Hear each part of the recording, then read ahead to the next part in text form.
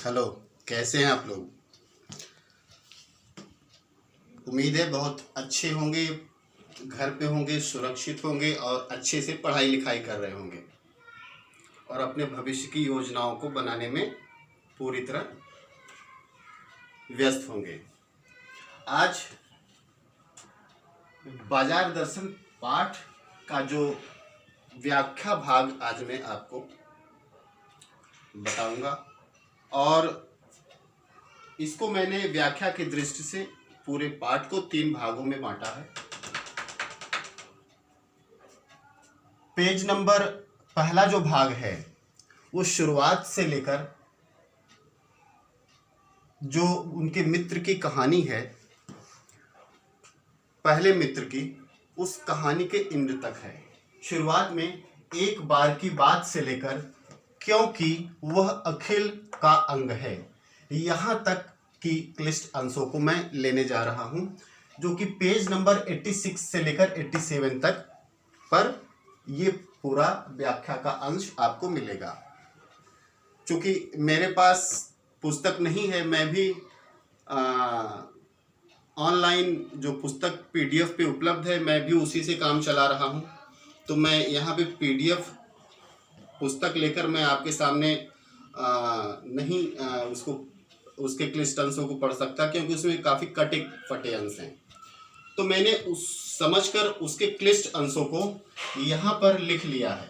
ये मेरी अपनी तरफ से ये क्लिष्ट अंश हैं जिनको मैं समझता हूँ कि इसकी जानकारी आपको हर हाल में होनी ही चाहिए और ये आपके लिए कठिन अंश हैं।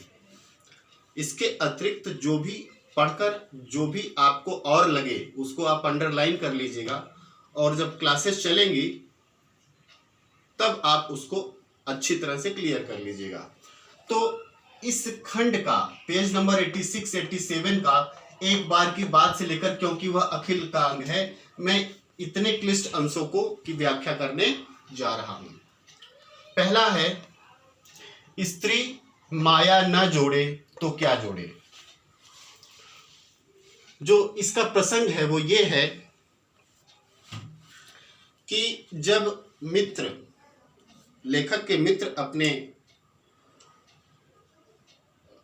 परचेजिंग करके, शॉपिंग करके लौटते हैं तो एक सामान लेने गए थे और ढेर सारा सामान वो लेकर आए, तो उसका श्रेय वो अपनी पत्नी को देते हैं और इशारा करते हैं कि ये जो भी किया धरा है वो सब पत्नी का ही काम है। तो वहीं पर लेखक सोचता है कि स्त्री माया ना जोड़े तो क्या जोड़े। स्त्री का संबंध माया से, ये हमारे यहाँ की एक पुरातन परंपरा है, स्थापित किया गया है। मतलब स्त्री का संबंध माया से होता है। माया का मतलब क्या है? माया का मतलब है जो भी भौतिक जरूरतें हमारे जीवन में काम आती हैं वो सब माया के अंतर्गत हैं।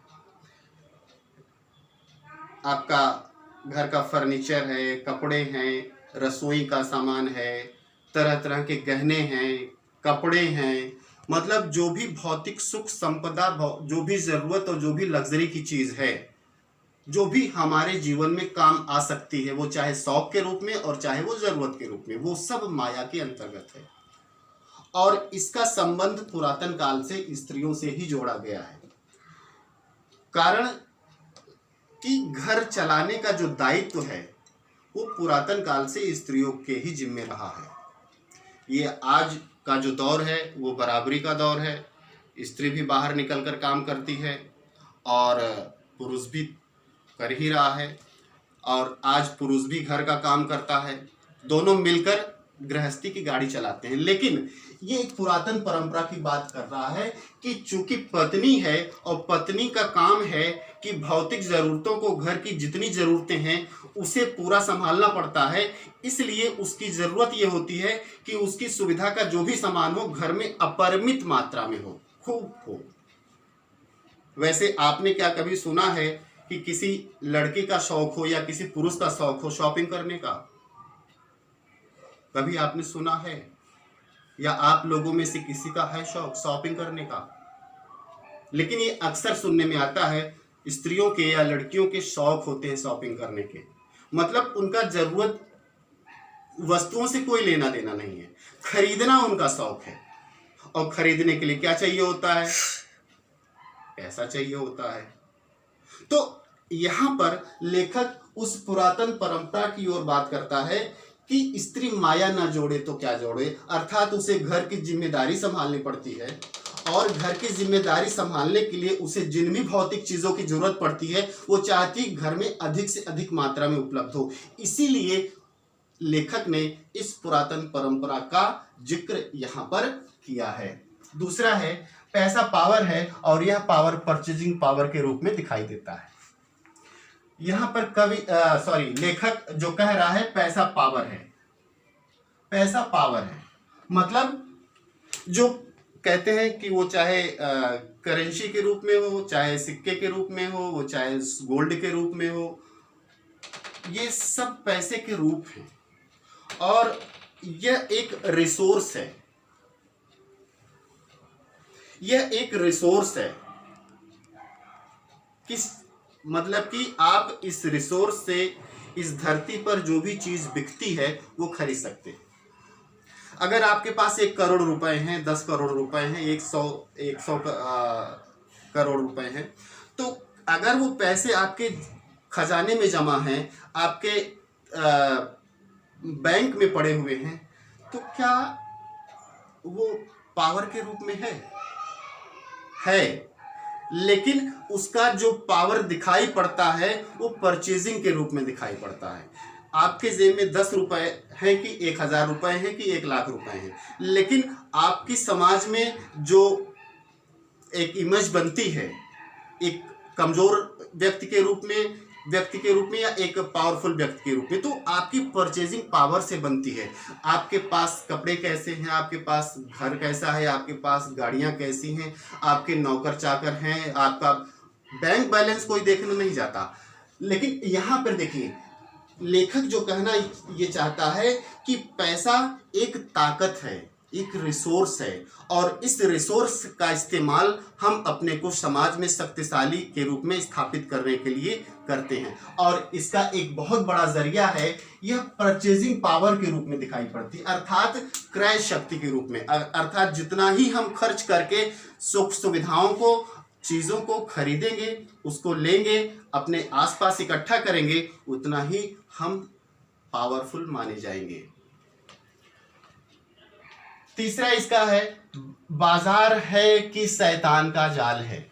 देखिए ये जो आजकल के बाजार हैं उसकी इसके माध्यम से एक रूपरेखा प्रस्तुत कर रहा है कि वास्तव में आज के जो बाजार हैं ये एक शैतान का जाल है और अगर खाली मन से गए बाजार में तो फंसना तय है।